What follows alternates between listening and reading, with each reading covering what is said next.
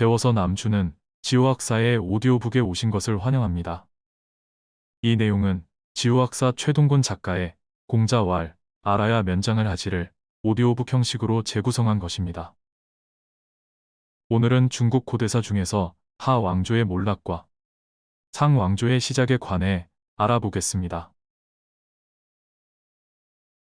우임금이 만든 중국 최초의 세습왕조인 하는 고고학적 유적, 유물이 없을 뿐만 아니라 문헌 자료도 빈약한 관계로 역사적으로 크게 주목할 만한 부분은 없습니다.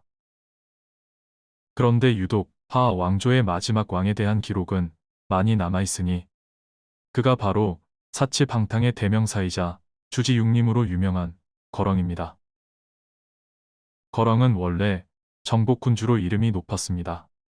한 번은 산동성 쪽에 있는 유시라는 곳을 공격했는데 유시가 거의 함락되어 약탈과 수많은 사상자가 예상되자 유시의 사람들은 거렁에게 말이라는 아름다운 여자를 진상했습니다.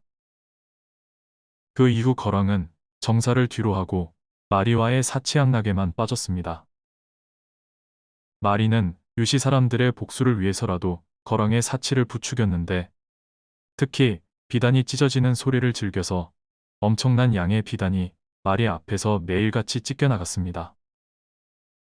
또한 거렁에게 술로 연못을 만들고 연못 둘레에 고기의 숲을 만들자고 제안하여 주지육림이 탄생했습니다. 이때 충신이었던 관용봉, 이윤과 탕 등이 용기를 내어 간언했지만 오히려 관용봉은 죽임을 당했고 이윤과 탕은 겨우 죽임을 모면하였습니다. 이 일이 있은 후 탕을 따르는 제후들이 거렁을 쫓아낼 것을 건의하였고 탕 역시 이를 받아들여 군대를 일으켜 하나라를 무너뜨린 후 스스로 왕위에 올라 상나라의 시조인 탕왕이 되었습니다. 하나라가 망한 후 하시라는 성씨가 생겼고 그들 중에서 기간공의 아우인 타가 노나라로 망명하여 후작벼슬을 받았으므로 다시 하부씨가 생기게 되었습니다. 소설 삼국지에 나오는 조조의 맹장인 하후돈, 하우연이 하우씨인데 그중 하후돈은 전투 도중 한쪽 눈에 화살이 박히자 그 화살을 뽑아 누나를 삼켰다는 일화로 유명합니다. 망국의 요녀 마리에게 노란한 하나라의 거렁을 내쫓고 대신 왕위에 올라 상나라의 시조가 된 탕왕은 역사상 최초의 역성혁명을 성공시켰지만 중국 역사 내내 끊임없는 찬반양론의 주인공이었습니다. 탕왕은 왕도 정치를 내세운 맹자를 위시한 유가들에 의해서는 이상적인 군주로 존경받았습니다. 하지만 후대의 제왕들 입장에서 보면 거렁이 아무리 폭군이라 하더라도 감히 신하된 자가 무력을 동원하여 군주를 내쫓고 그것도 모자라 군주 자리를 차지하여 새로운 왕조를 연 행동은 정서상 도저히 받아들일 수가 없었을 것입니다.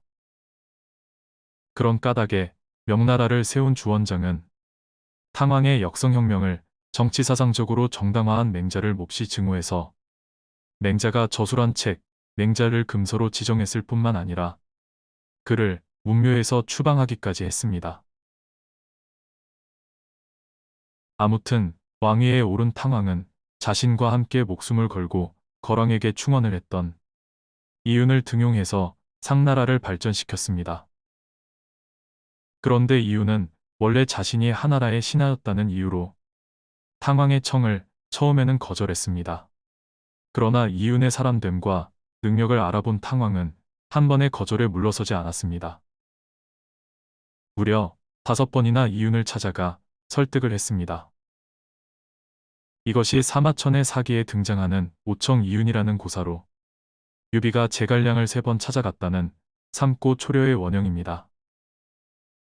결국 이윤은 탕왕에게 설득되어 상나라의 승상이 되었고 민관을 잘 다스리고 경제를 부흥시켜 상나라를 강성하게 만들었습니다.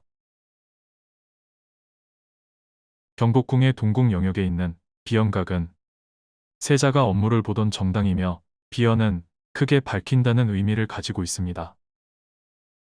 세조 9년 11월 8일자 실록에서는 비연의 글자 출처를 서경이라고 밝히고 있는데 서경의 상서 태갑상 제2장의 내용을 살펴보면 이윤이 선왕인 탕왕의 예를 들어가면서 새로 즉위한 탕왕의 손자 태가방에게 훈계를 하는 내용을 담고 있는데 여기서 탕왕의 평소 모범적인 몸가짐을 설명하는 표현으로 비연이라는 말이 나옵니다.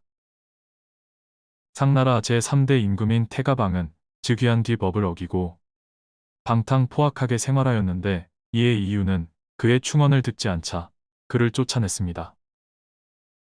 하지만 쫓겨난 태가방이 자신의 잘못을 반성하자 3년 뒤에 이유는 그를 다시 맞아들여 복위시켰습니다. 이렇듯 이유는 중국사 최초의 명제상으로 손꼽히고 있으며 제왕을 보좌하여 나라를 잘 다스렸을 뿐만 아니라 제왕의 엄격한 스승 역할을 하기도 했습니다. 상나라는 제20대 임금인 반경이 도읍을 중국 허난성의 은지방으로 옮겼기 때문에 은나라라고도 부릅니다. 게다가 고고학적 유적, 유물이 전혀 없었던 하나라와는 달리 1899년 은지방에서 갑골문이 발견되어 고고학적으로도 증명이 되었는데 그 때문에 그 지방을 은나라의 폐허, 즉 은어라고 부릅니다.